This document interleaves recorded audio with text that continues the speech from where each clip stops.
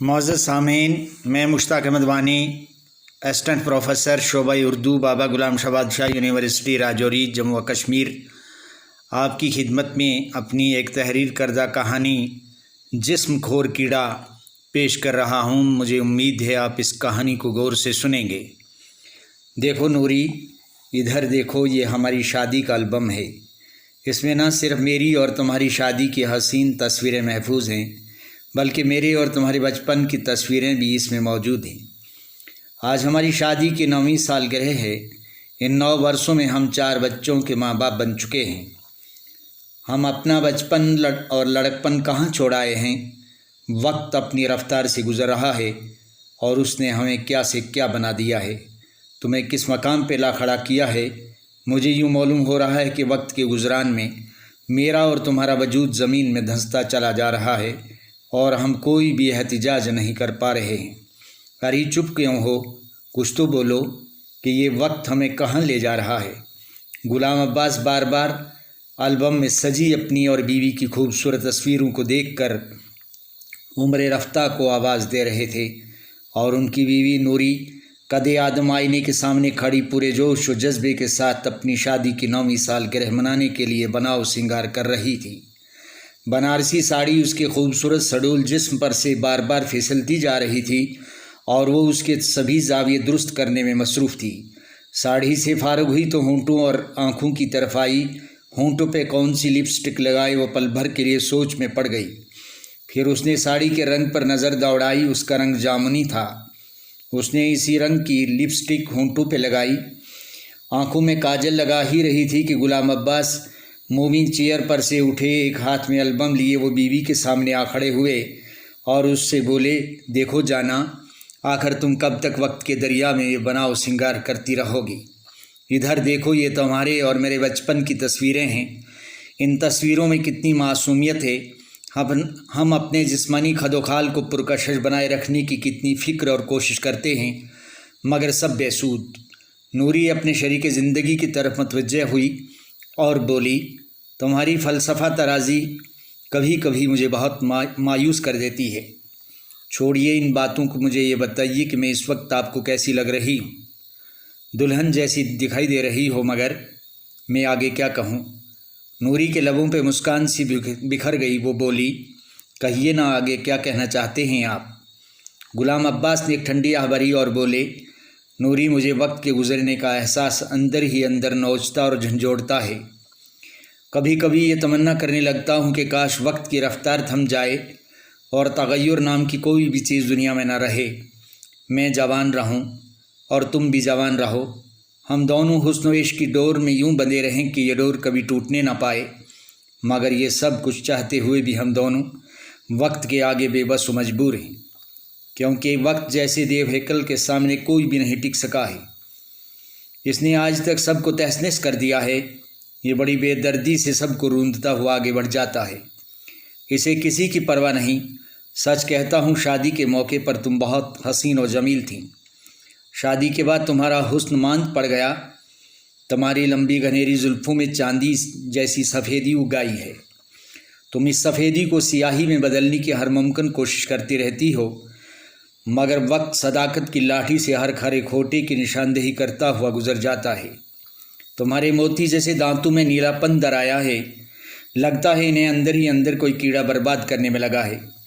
तुम्हारे जिस्म की वो तमाम दिलकश रहनाइयाँ और वो तुम्हारा अंदाज़े दिलरुबाई आखिर कहाँ गया। नूरी, हम सब जिम्मेदारियों की बोझ तले इस कदर दब जाते हैं कि हमें अपने आप का भी इल्म नहीं रहता। वक्त ने हमें किस मकाम पे ला के खड़ा किया है और आखिरकार हमारा अंजाम क्या होगा। ज़रा सोचो तो सही।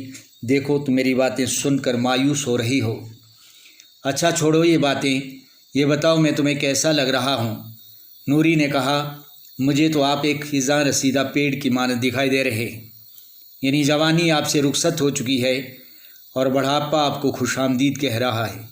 आपके चेहरे पर झुर्रियाँ सी उभर आई हैं और बालों में सफ़ेदी बुढ़ापे का ऐलान कर रही है।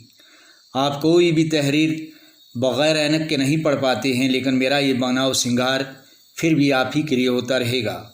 आप सदा सलामत रहें। आपको हर वक्त खुश देखना चाहती हूँ। गुलाम अब्बास ने कहा, नूरी, मैं वाकई तुम्हारे बगैर अपने आप को अधूरा समझता हूँ और तुम भी मेरे बगैर अधूरी हो। हम दोनों एक दूसरे के लिए लाज़िम व मलज़ूम की हैसियत रखते हैं, लेकिन ये तुम्हारा मेरा साथ और ये रिश्ता आखिर कब तक? क्योंकि जिस्मखोर कीड़ा मसलसल हमें खाए जा रहा है। एक ऐसा कीड़ा है जो नज़र नहीं आता, काश ये नज़र आता तो इसे हम बुरी तरह मार देते। यह हमारी ज़िंदगी का असली दुश्मन है। इसने हमसे हमारा बचपन और लड़कपन बुरी तरह छीन लिया है और अब हमारी जवानी हमसे छीनने लगा है। मुझे बुढ़ापे से बहुत डर लगता है नूरी। एक दिन आएगा ये जिस्मखोर कीड़ा हमारे वजूद को रेज़ा रेज़ा कर देगा। यकीन जानो यह हमारी तमाम जिस्मानी कुव्वतों को चाट जाएगा। नूरी ने कहा, अभी मेरी ज़िंदगी के अरमान बाकी हैं। ग़ुलाम अब्बास ने पूछा, क्या अरमान हैं तुम्हारे? एक एक कि हमारा ऐसा खूबसूरत मकान हो जिसके लान से मुख्तलिफ़ फूलों की खुशबू आती रहे। इसके अलावा चिमचिमाती गाड़ी हमारे आंगन में हर वक्त रहे और बड़ा बेटा डॉक्टर बने, उससे छोटा बेटा इंजीनियर, तीसरा बेटा KAS ऑफिसर और सबसे छोटा बेटा पायलट बने। ग़ुलाम अब्बास हंस पड़े और कहने लगे, खुदा करे नूरी तुम्हारे ये अरमान पूरे हों, लेकिन याद रखो ज़िंदगी एक गैर यकीनी सफ़र है। यह न तुम जानती हो और न मैं जानता हूँ कि ज़मीन व आसमान के संदूक में हम कब तक रहेंगे। रही बात अरमानों की, तो अरमान इस दुनिया में किसी के भी पूरे नहीं होते हैं। इंसान की एक ख्वाहिश पूरी होती है तो दूसरी सर उभारने लगती है और ये रिश्ते नाते सब झूठे हैं।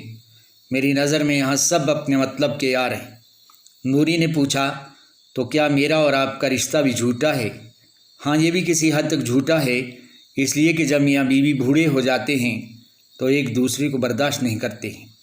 चाहत का ये सिलसिला नफ़रत में बदल जाता है और दोनों को अपने नाकरा वजूद से नफ़रत होने लगती है। क़ुव्वत बर्दाश्त ख़त्म हो जाने के सबब मामूली बातों पर झगड़ने लगते हैं। अचानक ग़ुलाम अब्बास की नज़र अपने कमरे की खिड़की से नीचे कौमी शाहरा पर पड़ी तो उन्होंने लाला मदन गोपाल को अपनी बीवी कमलावती के साथ टहलते हुए देखा। दोनों बूढ़े हाँफते कांपते गिरते संभलते एक दूसरे का हाथ पकड़े सड़क पर टहल रहे थे। जवानी ने उन्हें बुढ़ापे के हवाले कर दिया था। दोनों की आंखों में मोटे शीशे की ऐनक लगी हुई थी, कमर झुकी हुई, बाल बिल्कुल बर्फ़ की मानद सफ़ेद हो चुके थे। दोनों बुढ़ापे की डरावनी सूरतें लिए आहिस्ता आहिस्ता सड़क पर चल रहे थे।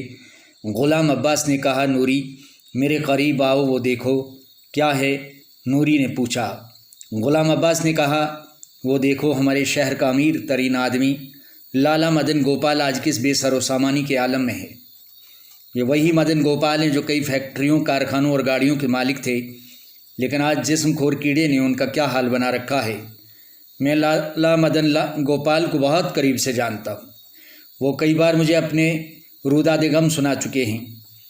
अपने 3 बेटों के रोशन मुस्तकबिल के लिए उन्होंने क्या कुछ नहीं किया है, लेकिन आज उनके पत्थर दिल बेटे अपनी बीवियों के बहकावे में आकर अपने बूढ़े वालिदैन को एक भारी बोझ समझकर उन्हें तनहा छोड़ गए हैं।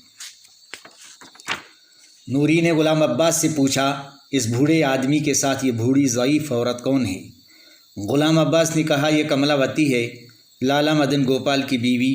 एक ज़माने में इंतहाई हसीन औरत थी और मदन गोपाल खुद भी बहुत खूबसूरत और फौलादी वजूद के हामिल थे, लेकिन वक्त के दरिया में बहते बहते ये दोनों मियाँ बीवी आज इस हाल में पहुँच चुके हैं। आज ये बेसहारा और मोहताज हैं।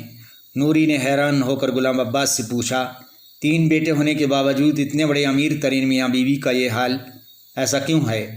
सुनो नूरी, लाला मदन गोपाल ने एक दिन मुझे अपनी दुख भरी कहानी सुनाई थी। कहने लगे, बेटा मेरे 3 बेटे हैं, बेटी कोई नहीं है। तीनों को बड़े नाजो नाम में पढ़ाया लिखाया। बड़ा बेटा फ़ौज में ब्रिगेडियर है, दूसरा तहसीलदार है और तीसरा आपके शहर का सबसे बड़ा बिजनेसमैन है। बड़े बेटे की शादी की कुछ ही दिनों बाद वो अपनी बीवी के हमरा मद्रास चला गया। उसके बाद दूसरे बेटे की शादी की तो वो भी हमसे अलग हो गया, और जब तीसरे बेटे की शादी की तो वो 3 साल तक हमारे साथ रहा। उसके 2 बच्चे होने के बाद वो और उसकी बीवी हमसे नफ़रत करने लगे, महज इस बात कर कि मुझे रात को खांसी आती थी और मेरी खांसी की वजह से उनके बच्चों की नींद में खलल पड़ता था। चुनांचे 3 साल के बाद वो भी हमसे अलग हो गया। मेरी करोड़ों रुपए की प्रॉपर्टी पर जब मेरे बेटे लड़ने झगड़ने लगे तो मैंने सब कुछ उनमें तकसीम कर दिया। उन्होंने मेरी हर चीज़ को संभाल लिया, लेकिन ہم بوڑھوں کو انہوں نے نہیں سنبھالا، وہ ہمیں تقسیم نہیں کر سکے۔ بیٹے ہم تو چتا تک ایک دوسرے کے ساتھ جائیں گے۔ میری بوڑھی کملاوتی بڑی مشکل سے میرے اور اپنے لیے 2 وقت کا کھانا تیار کر لیتی ہے، لیکن بیٹا اب شاید ہم دونوں بہت جلد وردھ آشرم میں داخلہ لیں گے۔ کم از کم زندگی کے کچھ دن کسی کی دیکھ بھال میں تو گزر جائیں۔ آخری جملہ کہتے ہوئے لالا مدن گوپال کی آنکھوں میں آنسو آ گئے تھے۔ نوری نے بڑے افسردہ لہجے میں غلام عباس سے پوچھا، تو کیا ہم بھی بوڑھے ہو جائیں گے؟ کیا بڑھاپے میں اولاد ماں باپ سے نفرت کرنے لگتی ہے؟ اور کیا یہی عمر دھکے کھانے کی ہوتی ہے؟ ہاں نوری، ایک وقت آئے گا ہم بوڑھے ہو جائیں گے۔ اتنا ہی نہیں بلکہ جسم کھور کیڑا ہمیں ایک دوسرے سے جدا کر دے گا۔ اس میں کوئی شک نہیں کہ بوڑھوں سے ہر کوئی نفرت کرتا ہے۔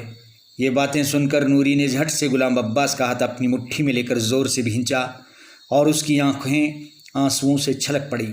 وہ رندھی ہوئی آواز میں بولی، جدائی کی بات نہ کرو بالم، میرا دل گھبراتا ہے۔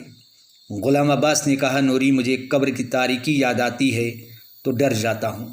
سورج غروب ہو رہا تھا اور دور کہیں ریڈیو پہ یہ گانا بج رہا تھا، کبھی تیرا دامن نہ چھوڑیں گے ہم، چاہے زمانہ کرے لاکھوں ستم، ہائے کبھی تیرا دامن۔ شکریہ۔